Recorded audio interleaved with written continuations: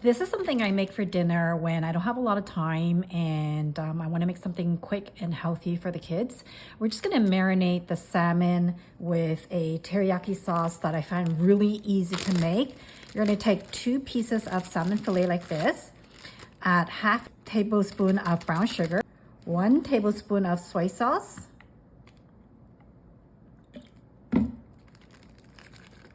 and we're going to do 3 tablespoons of the sweet cooking wine, which is the Japanese mirin.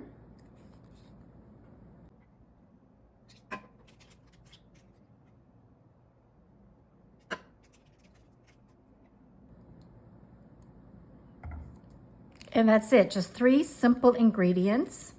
We're gonna let this sit and marinate for about 10 minutes. Roll it around a little bit, make sure it's nice and even. And we're gonna pan fry this in about 10 minutes. Just wanna make sure that the salmon picks some up of that flavor.